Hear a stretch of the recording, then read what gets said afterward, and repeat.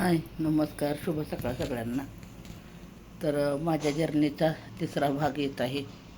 आयुष्यावरती बोलू काहीतरी. तर 3 वर्ष होऊन गेले लग्नाला आमच्या. 3 वर्ष झाले. अगदी व्यवस्थित सुखाचा संसार चालू होता आमचा. त्यात काय देवाला काय बघवलं नाही आमचा संसार चांगला चाललेला. मग मिस्टरांना कणी माझ्या म्हणजे असं खाल्लेलं पचना झालं. पचत नाही म्हणजे जातच नव्हतं जेवण खायला. म्हणजे कुठं चतकोर भाकरी खा, कुठं एवढासा भाताचा घास खा, असं सगळं चालू झालं त्यांचं. खाणं पिणं कमी झालं, अशक्तपणा वाढायला लागला, तब्येत बारीक बारीक होत गेली. त्यातच माझी 2 नंबरची मुलगी त्यावेळेस झाली होती मला, 2 नंबरची. आणि सारखे आजारी आजारी सारखं सारखं. मग इथं कोल्हापूरमध्ये रुक्मिणीनगर आहे, तिथं एक डॉक्टर होते, प्रकाश पाटील का प्रकाश कुलकर्णी असे काहीतरी, मला नाव नाही आता आठवत त्या डॉक्टरांचं. तर ते डॉक्टर होते. मग त्यांच्याकडे ह्यांनी दाखवलं तर त्यांनी सांगितलं, बघा हृदयाला थोडासा तुमचा प्रॉब्लेम आहे म्हणले. मग तसं सांगितल्यानंतर म्हणले तुम्ही सोनोग्राफी करा, काय काय असं फोटो काढलेला. हे सोनोग्राफी हे एवढं काही नव्हतं बरं का त्यावेळेस. मग फोटो काढायला सांगितलं त्यांनी. मग ते एक्सरेमध्ये निघालं की हृदयाची जी झडप असते ना, तिचं तोंड लहान झाले म्हणून सांगितलं डॉक्टरांनी. आणि म्हणले इथं कोल्हापूरमध्ये तर काही नाही म्हणले, तुम्ही पुण्याला किंवा चांगलं दुसऱ्या ठिकाणी दाखवा म्हणले, असं काहीतरी त्या डॉक्टरांनी सांगितलं. आणि कसं होतं, त्यांच्या ऑफिसकडून का नाही मोठे मोठे दवाखान्यांच्याकडनं म्हणजे अशा ऑफिसर लोक असतात ना, ऑफिसर लोक, त्यांच्यासाठी काहीतरी तिकडनं निधी मिळत असतो किंवा उपचार होत असतो ऑफिसकडनं, असं होतं. मग त्यांनी काय केलं, इथं कोल्हापूरमध्ये चेक केलं, लक्षच द्यायचे नाहीत. मग आमचे घरमालक होते, आम्ही तेव्हा भाड्याच्या घरात राहत होतो, कारण त्याला बरेच वर्ष झाले भाड्याच्या घरात राहत होतो. तर आमचे घरमालक, आम्ही त्यांना बापू म्हणायचो.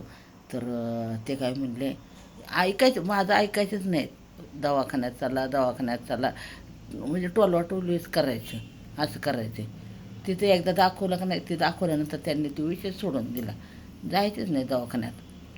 मग ते बापू आले. बापू म्हणले ह्यांना, म्हणले ब्रूडमामा तुम्ही दवाखान्यात दाखवणार का नाही म्हणले. उद्या जर एक तर सरकारी माणूस कामाला असं तसं, त्यांना घातली भीती. म्हणले ब्रूडमामी तुम्ही दवाखान्यात दाखवणार का नाही, नाहीतर आमची खोली खाली करा. तुम्हाला उद्या जर काही कमी जास्त झालं तर आम्ही काय करायचं, काय सांगायचं, असं तसं त्यांनी घातली यांना भीती. मग मी पण म्हणलं, बाबा तुम्ही जर दवाखान्यात दाखवणार असला तर मी कोल्हापूरला येईल, नाही तर मी नाही येणार कोल्हापूरला, मी चालले म्हणलं गावाला म्हणजे माझ्या सासूकडेच जाणार, मी काय माझ्या आईवडिलांच्याकडे जाणार नव्हते. आणि मग बघा तिथून पुढं मग त्यांनी ते डोक्यात विचार केला. आणि मग त्यांनी पुण्याला रुबी हॉल म्हणून दवाखाना आहे, आता सर्वांना रुबी हॉल दवाखाना माहीत असणार. मग तिथं रुबी हॉलमध्ये त्यांनी ते ट्रीटमेंट चालू केल्यानंतर मग तिथून पुढं मग त्या सगळ्या प्रोसेस ते चेकिंग झालं, छातीचं स्कॅनिंग, फोटो काढायचं, ते भरपूर काय काय असतं. मला तर तेव्हा काहीसुद्धा कळत नव्हतं, हे काय चालू आहे मला काय माहीत नव्हतं. फक्त मला माझा माणूस चांगला पाहिजे एवढंच मला माहीत होतं. आणि मग बघा, ज्यावेळेस राजीव गांधी गेले बघा, त्या वर्षी त्यांचं पहिलं ऑपरेशन झालं बघा. त्यावेळेस माझी सासूबाई होती. मग दवाखान्यामध्ये माझी सासू, माझी मावस सासू आणि माझे वडील, अशी एवढीच लोक दवाखान्यामध्ये थांबलेले. तेव्हा माझं काय चालत नव्हतं. दवाखान्यात जातो म्हणलं, सासू नाही म्हणायची, काय गरज आहे तुझी म्हणायची. त्यामुळं मग घरी, मग ही माझी मुलगी 1 वर्षाची होती बघा त्यावेळेस त्यांचं माझ्या नवऱ्याचं पहिलं ऑपरेशन झालं.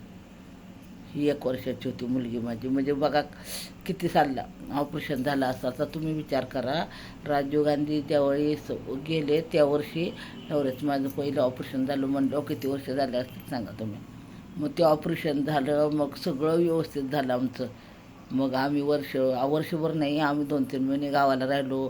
सासू माझी चांगलं चुंगलं खरून खायला घालायची नवऱ्याला माझ्या. मग चांगले सुधारले ते. सगळं चांगलं चांगलं झालं. सगळं ऑपरेशन सगळं व्यवस्थित झालं. आणि मग तिथून पुढं ना मग आम्ही कोल्हापूरला आलो. मग रेग्युलर कामाला जायला लागले. अगदी सगळं चांगलं चांगलं चालू होतं आमचं. तर हा व्हिडिओ मी इथंच थांबवते. म्हणजे पुढचा भाग तुम्हाला नक्कीच, हा माझा 3रा भाग आहे, पुढचा भाग नक्कीच तुम्हाला बघायला मिळेल. आणि माझा हा व्हिडिओ तुम्हाला कसा वाटला हे कमेंटमध्ये सांगा. मग हे सगळं व्यवस्थित झाल्यानंतर 1 वर्षाने बघा मग मी ह्यांचा वाढदिवस पण घातला. कारण पुनर्जन्मच झाला त्यांचा. त्यावेळेचं ते ऑपरेशन म्हणजे धोक्याचंच ऑपरेशन होतं ते. आता जसे ऑपरेशन होते तशी त्यावेळेस ऑपरेशन होत नव्हते. माणूस मरून जन्माला येत होता असं म्हणलं तरी चालेल. मग त्यावेळेस मग मी काय केलं, हळदी कुंकवाचा कार्यक्रम ठेवला, चहा पोहे केले. त्यावेळेस एवढं काय नव्हतं. मग चहा पोहे केले. मग माझ्या गल्लीतल्या सगळ्या तिथल्या होत्या, माझ्या म्हणजे मावशीच म्हणायची मी सगळ्यांना, कारण त्या भरपूर वयाने मोठ्या होत्या. मग तिथल्या सगळ्या मावश्या माझ्या काय काय मैत्रिणी होत्या, त्या सगळ्यांना तिथं बोलवलं.